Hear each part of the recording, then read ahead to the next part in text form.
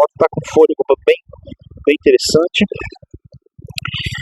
A pessoa perguntou pra mim, Paulo, essa moto é barulhenta? Pelos vídeos antigos que você gravou sem o microfone adaptado, dá a impressão que a moto é muito barulhenta. Cara, é relativo, né? De repente, você acha que é barulhento, mas não é, né? Tem gente que acha, por exemplo, que barulho de escapamento sem catalisador, né? Tem escapamento pelado, não é um escapamento alto, né? A não ser que você fique só cortando de giro. Eu acho alto, entendeu? E aqui no caso da minha moto, que é a questão da construção dela também, ela tem um barulhinho meio alto sim, tá? Mas eu acho que isso é uma coisa da engenharia dela. Ela foi feita nos moldes mais clássicos, né? Se você for revisitar a engenharia da Royal Enfield, você vê que eles reciclaram muita coisa do passado. A moto ela não é 100% moderna, tá? O visual, a estrutura do motor da Royal continua sendo bem antiquada, né? Tanto que se você for, por exemplo, pesquisar sobre alguns problemas crônicos que as motos da Royal têm, um dos mais mencionados é o falso neutro. É o problema que a moto tem com o neutro, tá bom? Porque o que acontece muitas das vezes? Eu tô esperando um amiguinho passar aqui, ele não quer passar. O que acontece muitas das vezes? Acontece de você estar aqui, viajando na terceira marcha, eu vou trocar para a quarta. Só que, sei lá, eu não apertei muito a embreagem, eu não dei um baque muito forte no pedal de marchas, e acaba que a quarta marcha não entra, tá? Não entra, aí você escuta a caixa de câmbio fazer um tchac, né, como se estivesse encaixotando alguma coisa, e ela não engata. Aí o que acontece? Ela fica neutra, a moto fica no neutro, e aí a gente chama isso de falso neutro. E também, acho que esse é o mais comum e mais frequente na vida de todo piloto de Royal Enfield, que é a questão do neutro ser de muito fácil engate. Isso a curto prazo parece bom, né? Você fala, nossa, é fácil engatar o neutro, né? Porque tem aquele meme de que você fica tic com o pé, né? Tentando engatar o neutro da sua moto, principalmente nas rondas. Só que isso atrapalha muito, cara, muito, e às vezes é tipo condenatório. Se você não for mente fria, principalmente o pessoal que tá começando a pilotar a moto agora, disse eu, né, que só 2.000 km rodados, né, mas assim, você tá começando a pilotar a moto agora, você é aquela pessoa que fica nervosa fácil, né, que se assusta fácil com o trânsito e com certos imprevistos que acontecem. Aí o que você vai fazer? Você vai, por exemplo, subir uma ladeira. Você tenta subir de segunda, e essa moto aguenta subir de segunda, tá?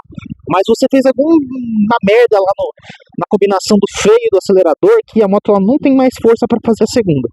Ela tá sem força. Ela tá sem força para usar a segunda.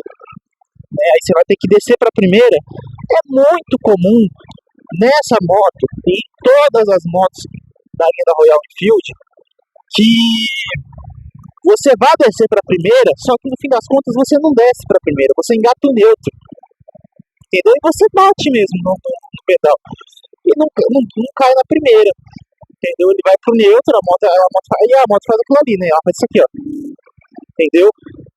E ela perde força, você cai da ladeira, se assusta e pode cair, né? Como eu já entrei nesse mundo de Royal, né, porque eu dei uma olhada na história da marca e eu já tinha ouvido falar dessa história do neutro e a relação ruim que a Royal Enfield tem com a marcha neutra. Eu já tinha esperado que tipo, isso ia acontecer alguma hora, e como eu também já estava praticando ali a pilotagem, eu senti que isso aconteceu algumas vezes, então eu criei essa intimidade com a moto de tipo esperar que caia no neutro, entendeu? Esperar que caia no neutro quando eu estou pilotando, e acontece muitas vezes. Então quando cai no neutro, a única coisa que eu faço ali é esfriar a cabeça, né, não ficar desesperado, deixar a moto seguir a inércia, né, não tentar frear, não tentar, enfim, fazer alguma coisa, engatar a marcha mais leve possível, né, porque a moto vai perder força se ela ficar parada na subida, engatar a primeira e dar uma bombada no acelerador e soltar, né, pra moto não, como que fala, pra moto não perder força e conseguir subir sem dar tranco. E aí é isso, entendeu? Você acaba se acostumando, entendeu? Acho que toda marca tem seus detalhes, tem seus defeitos. tem as suas necessidades primárias, né? Algumas marcas têm coisas bem crônicas dela. Por exemplo, motores japoneses, eles são muito giradores, né? É muito comum você ver que as motos japonesas elas sempre priorizam giros altos, né? Agora essa moto aqui, por exemplo, que usa uma engenharia inglesa, né? Apesar de ser construída hoje, a sede principal ser na Índia, a engenharia da Royal é inglesa. Então, ela usa um meio de giro, ela usa um giro muito mais baixo, entendeu? Se eu não me engano, o corte de giro dessa moto aqui é com 6.900, entendeu? 6.900 giros por minuto. Então é pouquíssimo giro comparado, por exemplo, a uma Honda que vai cortar o giro lá para 10.000, entendeu? É muito pouco.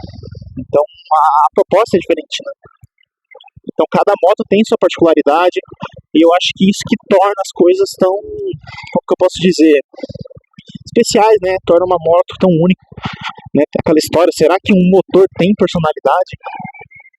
Né? Será que uma moto tem sua personalidade? Eu, romantizando também, né? Eu não vou falar que isso é um fato incontestável, mas romantizando assim minha relação com a minha moto, eu digo que sim, motos têm personalidade. E eu digo mais, a sua moto em específico tem a sua personalidade. Pode ser, não é toda Hunter que vai ser igual, cada Hunter vai ter o detalhe ali que só o dono vai entender, que só o dono vai perceber, entendeu? Eu costumo brincar, né, indo bem longe nessa fantasia de personalidade motociclística, que a Rox, né, que é o apelido dessa aqui, a Roxane, ela sabe quando eu quero correr e ela sabe quando eu não quero correr e também ela decide como que vai correr, entendeu? Eu tenho esses particularidades, aqueles cachorros vão pra cima de mim. Eu tenho essas particularidades com minha moto, entendeu? Ela sabe quando é pra correr e quando não é pra correr, entendeu?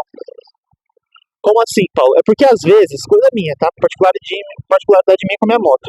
Eu sinto que às vezes essa pequenininha aqui, ela tá muito endiabrada, né? Como se ela quisesse correr, entendeu? Fica até ruim de controlar ela, entendeu? Ela fica mais ativa. Só que tem vezes também que ela fica bem devagar, ao ponto de eu ficar frustrado, entendeu? E se você for medir isso, cara, não tem nada, entendeu? A moto tá andando normal, só que aquela intimidade, né, que você cria com a máquina, né, e você sente essas diferenças minuciosas. Se você levar no mecânico, ele não vai falar que tem nada, e não tem nada mesmo na prática, né? É mais uma coisa de percepção. E assim, eu não acho nenhum pouco problemático você ter isso, né? Se você for o tipo de cara que gosta de máquina, que entende aquela coisa de a moto é família, o carro é família, né? Que ele é um membro da família, de certa forma, né? Cara, tudo bem você ter isso, tá? Tudo bem você ter essas percepções modificadas do seu veículo, você achar que ele faz isso, que ele faz aquilo, que o som dele é isso, que o som dele é aquilo, tá? Eu acho que não tem problema nenhum, tá bom? Isso te ajuda a ser até muito cuidadoso com a moto, né? Porque um detalhe que eu percebo, principalmente na galera do randandandan, né, para não dizer umas palavras pejorativas aí, né? Que é a galera que corta de giro, que machuca a moto mesmo, né? Força a moto sem necessidade. Os caras não têm cuidado nenhum com a moto. A moto pra eles é literalmente só metal, entendeu? E aí, frequentemente a moto acaba deixando eles na mão, né? Às vezes o cara quer viajar não consegue, porque a moto já não consegue mais se manter bem, né? O motor tá gasto, o óleo tá velho, uma questão de coisas assim que acabam denegrindo a moto, né? E normalmente quando os caras fazem isso com a motocicleta é porque eles não conseguiram aquilo ali de forma, como que eu posso dizer, primorosa, né? Os caras não conseguiram a moto assim trabalhando duro, se esforçando bastante, porque quando a gente tem um bem, quando a gente compra alguma coisa com o nosso esforço, não com, sei lá, a ajuda da mãe, por exemplo, nós costumamos ter muito mais cuidado com a motocicleta, nós costumamos ter muito mais zelo com a máquina, entendeu? Eu acho que o caso que mais representa isso de melhor forma é a CG. A CG ela é uma moto assim que ou ela é muito bem preservada pelo dono, ou ela é muito maltratada pelo dono. Né? E você vê que a moto transmite uma energia diferente, né, de acordo com o dono. Se a moto ela for muito mal cuidada, ela parece uma moto capenga, moto feia, moto velha, inútil. Mas quando ela é muito bem cuidada pelo dono, cara, é uma motinha muito bonita, tá? Eu admiro bastante, inclusive. Parece que a câmera tá torta. Acho muito bacana, tá? vou dar uma volta ali. Já estamos gravando há 13 minutos, pessoal. Tem bastante conteúdo. Eu espero que o áudio seja bom. Vou ficar muito decepcionado se eu estar gravando até agora e o áudio não ter performado bem. Mas eu já vou dar a volta, tá? Não vou seguir essa estrada toda, não, porque ela é bem comprida. E eu não tô querendo, eu tô pensando em não ficar vindo pra cá direto, apesar de, tipo, eu amar essa estrada aqui, ó. Assim, eu tenho uma relação muito íntima com essa estrada de Pirapora pra Cabriúva, Estrada dos Romeiros, né? Porque ela é muito bonita, muito gostosa de viajar, muito bom esse caminho, entendeu? Só que eu acho que tem que ter o bom senso, entendeu? Acho que a gente tem que entender que existem momentos que não é hora, não é tipo você caminhar aqui todo dia, entendeu? Porque se você vem todo dia num lugar, esse lugar deixa de ser especial, entendeu? Eu moro aqui no caminho da Estrada dos Romeiros, tá? Não vou dizer aonde exatamente, mas eu moro pela Estrada dos Romeiros. Se tem um ponto da Estrada dos Romeiros, pra mim é bem bosta, entendeu? É bem, tipo, coisa do dia a dia. Então perde aquele brilho. Só que eu percebo que tem pessoas que não moram aqui na Estrada dos Romeiros, né, no caminho da Estrada dos Romeiros, que quando vem pra cá, desde o início ao fim, desde lá de Barueri, que é o início da rota, até Itu, né, que é o fim da Estrada dos Romeiros, o cara é vislumbrado, o cara sofre um vislumbre assim incrível. Todos os lugares são legais, todas as paisagens são bonitas, entendeu? Tudo é muito legal pra ele. Pra mim já não é assim, porque tem um certo trecho que eu vou todo dia, né? A trabalho mesmo. Então eu acabo perdendo esse brilhantismo. Não dá pra fazer retorno, não. Entendeu? Acaba perdendo esse brilho, né? Então, tem isso também.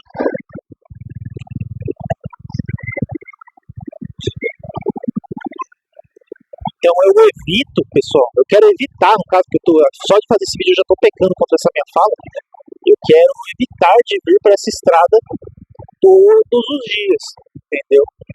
Porque quando eu venho testar câmera, testar microfone, testar algum detalhe da moto que eu acho que está ruim, né? Porque é aquela coisa lá que você vê problema onde não tem. Quando eu venho fazer isso, eu venho aqui, nessa estrada, porque já é um lugar que eu conheço o traçado certinho, entendeu? Eu tenho uma intimidade maior com isso aqui, não tem muita coisa pra empacar você, né? Não tem radar, não tem essas coisas aí que ficam atrapalhando, não tem fluxo de pedestres, né? Pedestre que vem pra cá fica no acostamento, não fica atrapalhando o fluxo dos carros, entendeu? Então, nem o fluxo das motos, né? Fim de semana aqui é uma maravilha, que só dá moto aqui nesse lugar aqui, então é todo mundo muito parceiro, muito unido, entendeu? É muito difícil você ver motociclista desunido, né? Com exceção do grupo do Randa Dandan, nunca vi eles unidos com a gente. A gente que anda de moto de estrada, moto custom, moto velocidade também, nunca vi eles se familiarizando com a galera do moto velocidade. Vou fazer uma virada bem rápida aqui, cara.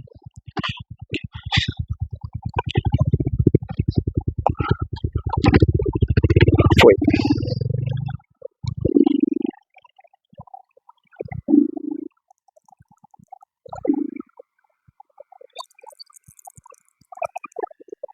Então, assim, é uma coisa muito louca.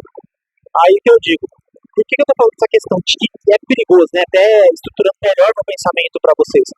Por que eu acho que é perigoso você ficar indo para um lugar que você gosta todos os dias? É que nem, por exemplo, usa um exemplo mais fácil de captar.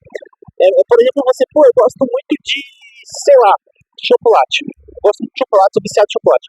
Se eu te fizer comer chocolate em todas as refeições, vai chegar um ponto, e esse ponto não vai demorar muito, você vai ficar enjoado de comer chocolate, você talvez comece até a odiar comer chocolate, entendeu? Meu Deus, não aguento comer chocolate o dia inteiro, já tô cansado desse gosto na minha boca, entendeu? Então, é muito comum isso acontecer. E com lugares, gente, é a mesma coisa. É a mesma coisa. Paulo, eu gosto muito da cidade de São Paulo capital, porque eu acho que aquele lugar tem uma energia de cyberpunk, uma coisa mística cyberpunk, assim, sabe? Uma cidade moderna, só que é decadente de um jeito poético. É uma decadência poética, entendeu? Então, quando eu vou pra lá, eu me sinto no jogo mesmo, eu me sinto, sei lá, no universo cyberpunk, eu me sinto, tipo, várias pessoas diferentes, com visuais extravagantes, entendeu? Com várias atrações ao longo do caminho, né? A Avenida Brasil tem um monte de louco lá que é que nem aqueles estranhos e doidos do GTA, tá ligado? Então, assim, é um lugar muito interessante pra mim, muito especial. Eu vejo a cidade de São Paulo dessa forma mística. Só que eu reconheço e eu conheço pessoas que moram em São Paulo e não tem essa visão. Por quê? Porque tá lá todo dia, entendeu? Tá lá todo dia. Então, tipo, ele vê esses defeitos, ele vê essas coisas que eu acho primorosas, só que, tipo, às vezes é um atraso pra ele. Porque ele tá lá todo dia. E é a mesma coisa com estrada, pessoal. Se você cria a merda do hábito de vir pra estrada dos Romeiros todo dia, se você tiver tempo, se você morar perto mesmo, que nem eu, e ter, tipo, a oportunidade de vir aqui no fim de tarde sem atrapalhar a sua agenda, mano, você vai passar a odiar esse lugar, entendeu? Ou, tipo, se você não chegar a odiar, você vai tratar com indiferença, entendeu? Você vai tratar com muita indiferença. Então eu evito vir pra cá porque eu gosto desse lugar, e pelo fato de eu gostar dele, eu quero evitar vir pra cá, entendeu? Eu quero evitar vir pra cá o tempo inteiro. Eu estou pensando em, quando for fazer esses caminhos que eu tô fazendo, fazer lá pra estrada de Araçariguama, entendeu? Que é uma pista assim, né, mais vazia, que nem essa aqui, do jeito que eu gosto. Só que recentemente tá tendo obra lá, né? Tá tendo muita obra e fica muito ruim de andar, fica tudo muito parado. E também o fluxo pra lá é maior, né? Porque apesar de Araçariguama já ser interior de São Paulo, se não me falha a memória, acaba que tem mais fluxo de carros indo e voltando. E como a pista é essas assim, ó, de via única, é uma bosta pra andar, entendeu? Uma bosta. E assim, apesar de vocês estarem me vendo ultrapassando alguns carros, né? Porque eu acho que assim, tudo é questão de bom senso, né? Velocidade é questão de bom senso, ultrapassagem é questão de bom senso, tudo no trânsito é questão de bom senso, entendeu? Às vezes existem, porque existem pessoas que não têm bom senso, entendeu?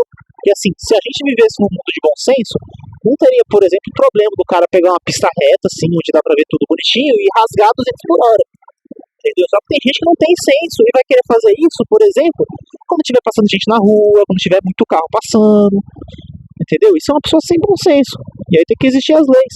Então tudo pra mim é bom senso. Então, assim, apesar de eu fazer algumas ultrapassagens pontuais, né, em alguns carros principalmente, isso não pode, né?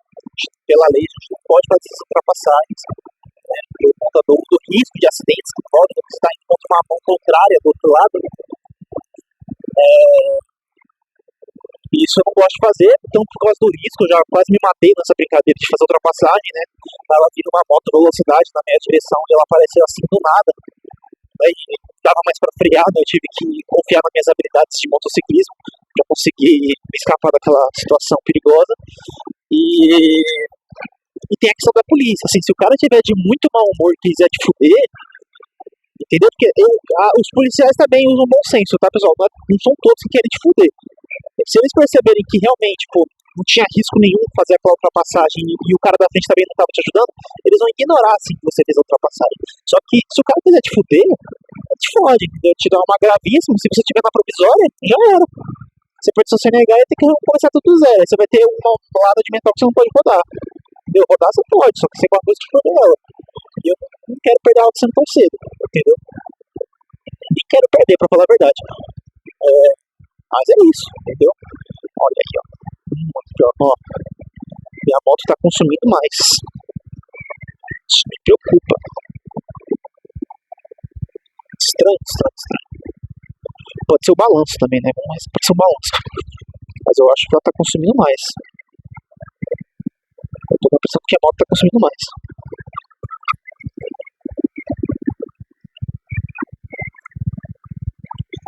Entendeu? É sobre isso.